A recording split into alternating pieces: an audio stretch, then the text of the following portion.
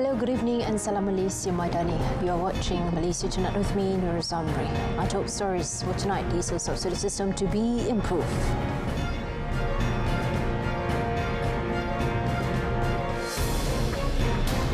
Draft bill on drug abuse to be presented to Cabinet in July.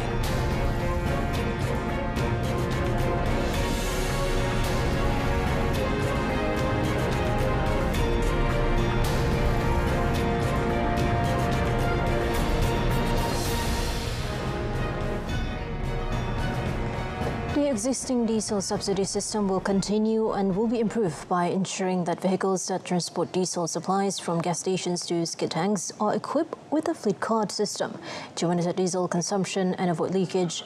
Datuk Sri Anwar, who is also the Finance Minister, said the country's diesel subsidy system should be improved, following the country's subsidy liability which jumped to 13 billion ringgit last year. According to him, a review showed that the use of diesel jumped 37.7% at 6.1 billion litres in 2019 to 8.4 billion litres in 2022, while the number of registered vehicles that use only diesel increased by 2.4%, which is from 2.08 million in 2019 to 2.13 million in 2022. He said the government is detailing the types of vehicles that will enjoy the diesel subsidy. Datuk Sri Anwar said the government has implemented a subsidy targeting program in stages starting from January 2023, when the government will no longer provide full electricity tariff subsidies to large companies that use a large amount of electricity. He said targeted and sustainable subsidy management is a priority in ensuring government spending is channeled to development needs that can provide high added value to the national economy. The decision to extend the service of Tan Sri Azam Baki as a Malaysian Anti-Corruption Commission MACC Chief Commissioner is due to his satisfactory performance. Datuk Sri Anwar Ibrahim said he had given Tan Sri Azam and Attorney General Tan Sri Idris Harun full authority to carry out their duties.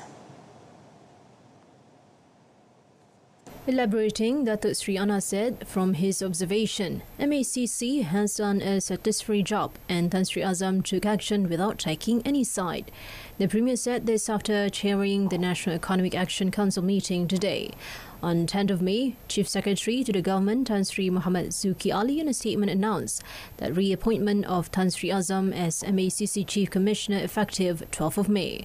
The Yang di-Pertuan Agong Sultan Abdullah Riyatuddin Al-Mustafa Bilal Shah had consented to Tan Sri Azam's appointment, which was made in accordance with subsections 5, subsection 1 and subsection 2 of the MACC Act 2009. Tan Sri Azam was first appointed as MACC Chief Commissioner on 9th of March 2020, replacing Latifa Bibi Koya. The celebration of National Youth Day 2023 is more than just a celebration, as it boasts the enthusiasm and space for young Malaysians to speak out more effectively. Prime Minister Datuk Sri Anwar Ibrahim said the celebration has reminded the group that they are the current and future leaders. Belia negara ini ada kesempatan untuk kita angkat semula martabat belia, memperingatkan mereka adalah pemimpin masa kini dan masa depan, dan memberi ruang kepada mereka untuk mengemukakan masalah kepada pihak yang bertanggungjawab. Tetapi yang penting saya nak tekankan juga bahawa sebagai anak muda kita punya tanggungjawab, kita harus berfikir, kita harus bernilai, kita harus sedar bahawa untuk menjadi manusia yang berguna kepada keluarga, kepada negara, kita harus mulakan dengan persiapan keyakinan, persiapan ilmu, persiapan amal dan tindakan. The Premier said this in a video recording of his speech in conjunction with National Youth Day 2023. National Youth Day, which is celebrated on 15 May every year, is the country's highest recognition for young Malaysians. This year's national-level celebration will be held on 28th of May at the Port Dickson District and Land Office Field in Negeri Sembilan, which is expected to be officiated by Datuk Sri Anwar Ibrahim. The granting of administrative authority in the education and health sectors in Sabah and Sarawak especially, the recruitment of staff is one of the important matters being discussed by the federal government via the Malaysia Agreement 1963 and May 63 Secretariat. Deputy Prime Minister Datuk Seri Fadilah Yusof said Sabah and Sarawak face challenges in the education and health sectors because planning involving the sectors was implemented in Putrajaya, including important issues such as recruitment of staff like teachers and health workers. Sebab itu kita memikirkan bahawa kalau dapat dikembalikan dalam konteks pentadbiran supaya bidang pendidikan dan juga kesihatan ini diserahkan kepada Sabah dan Sarawak, khususnya pengambilan pekerja-pekerja, supaya kita dapat menentukan siapa yang datang, jawatan yang kosong itu nanti mesti diisi dan mesti bertugas di Sabah dan Sarawak. Itu salah satu pendekatan yang sedang kita bincangkan dan perincikan. Meanwhile, the Deputy Premier said the federal government has conceptually agreed for the Sabah and Sarawak governments to take back land, which the federal government took for development if the land is not developed or abandoned after 5 years.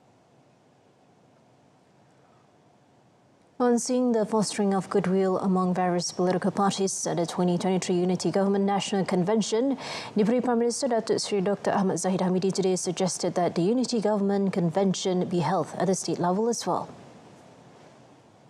Saya lihat bahawa harus ada tindakan susulan, the follow through effort, di mana saya yakin konvensyen peringkat negeri dicadangkan supaya diadakan supaya akar umbi dapat turut menyertai dan bukan hanya mendengar tapi mungkin boleh memberi pandangan yang pelbagai untuk mewarnai kepelbagaian ini. Maka kita harus buka kepada masa untuk menyertai. Datuk Seri Dr. Ahmad Zahid said the compatibility seen among the various political parties at the 2023 Unity Government National Convention yesterday, which was attended by more than 3,500 invitees from the 19 parties that form the government, became one of the important elements to face the state elections (PRN) later.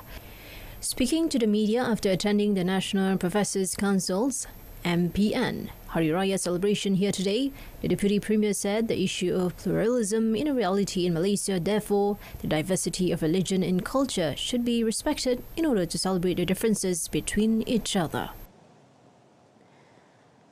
The draft bill to create a new act related to drug and substance abuse will be brought to the Cabinet meeting this July. Once enforced, it will see offenders found with small amounts of drugs being sent to rehabilitation institutes instead of prisons.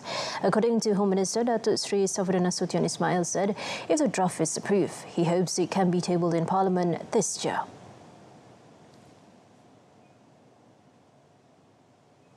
Dengan adanya undang-undang ini nanti,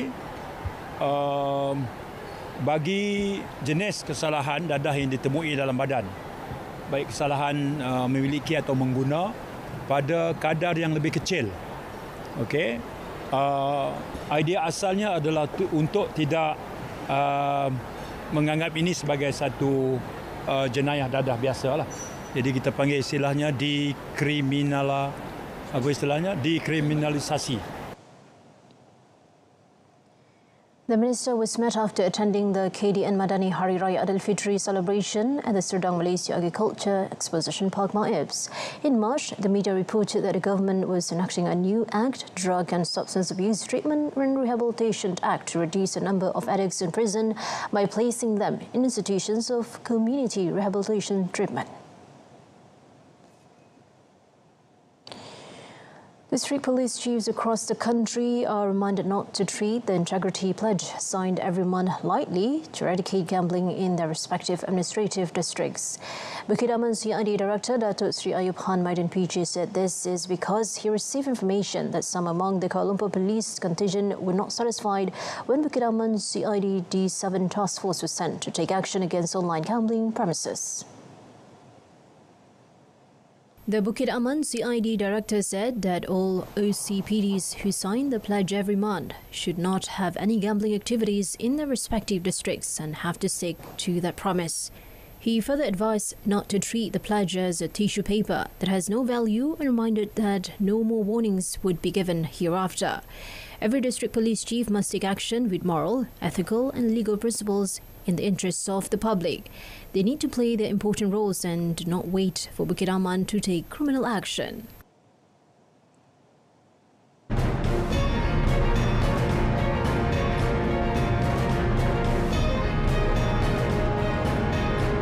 Coming up next, Sokso to amend Act to allocate childcare grants.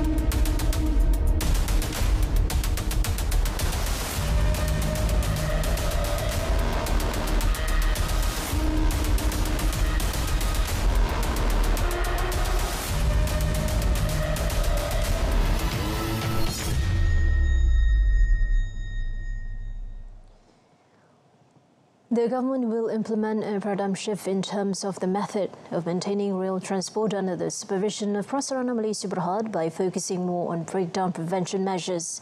Transport Minister Anthony Loke said the review would, among other things, consider more relevant maintenance and engineering operation times to reduce the risk of train breaking down and causing service disruptions.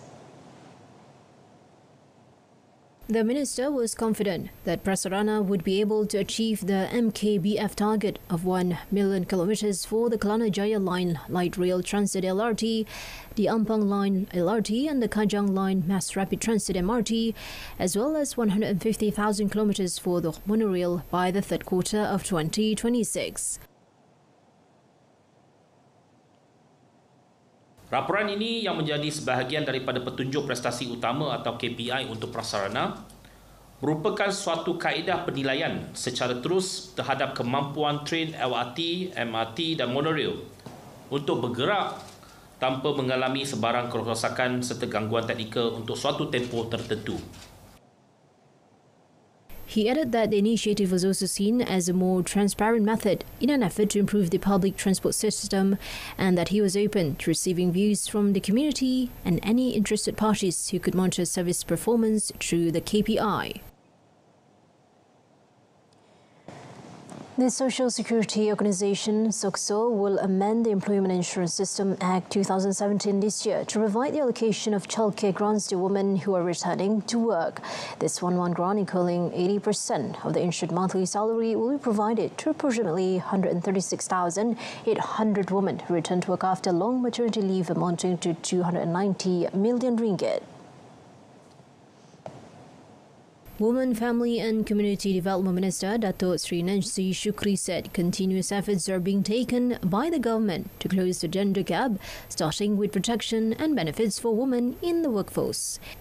In addition, Datuk Sri Nancy said the Employment Act Amendment 2022 introduced several significant changes to the previous act that aim at benefiting both employees and employers in Malaysia, which includes increasing women's participation in the workforce. The amended act increased the length of paid maternity leave from 60 days to 98 days. The act also introduced a new section that prohibits an employer from terminating the service of an employee who is pregnant or is suffering from an illness arising out of her pregnancy. In the 12th Malaysia Plan, Datuk Sri Nancy Shukri noted that the government aspires to increase female labour participation to 59% by 2025.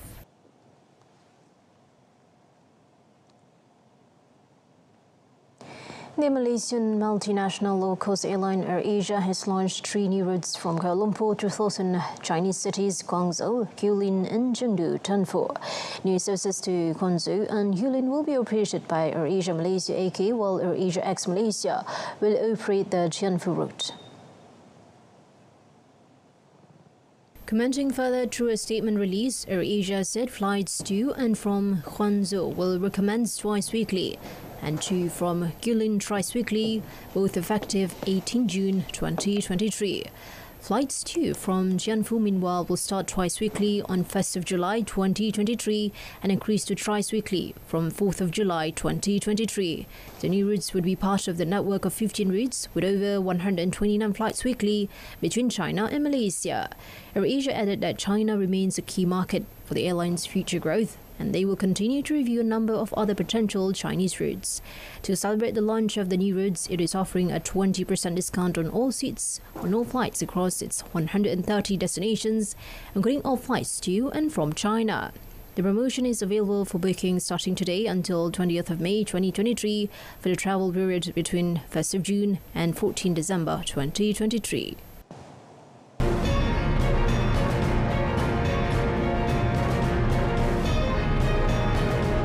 Coming up in sports, sepak takraw legend Adnan Saidin dies. Big loss to national sports.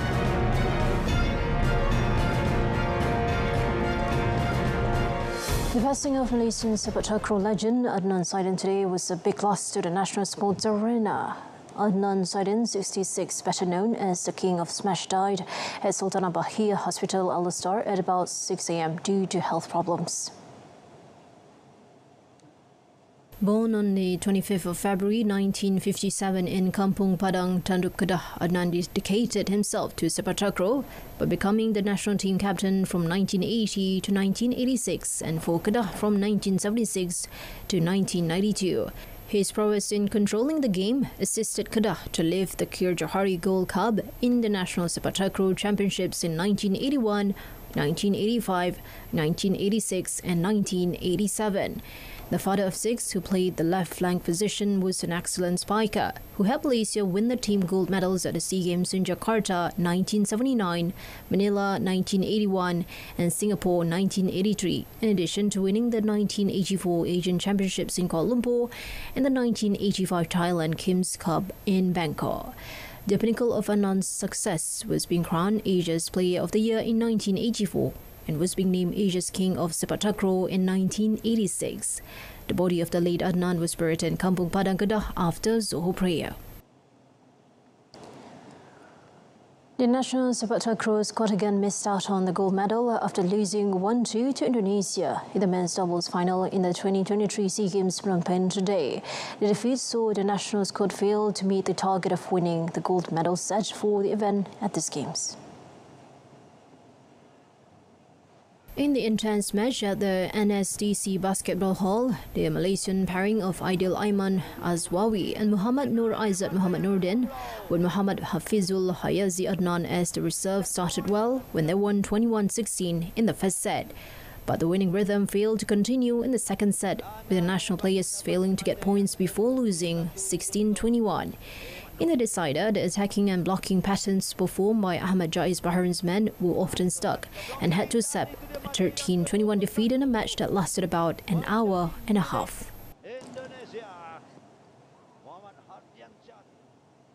Meanwhile, the national weightlifting squad can heave a sigh of relief as they managed to meet the target of winning a bronze medal in the sport. Young weightlifter Nur Shazwani Razi won the bronze in the women's 64 kilograms category on the last day of the weightlifting competition at the Olympic Taekwondo Hall. The achievement thus made up for the disappointment of the national weightlifting camp when Muhammad Eri Hidayat, who was expected to win a bronze, failed to do so after failing to finish in the men's 73 kilograms category yesterday. The 20-year-old Nur Shazwani, who is making her SEA Games debut, lifted a total of 184 kilograms, recording 80 kilograms for the snatch and 104 for the clean and jerk.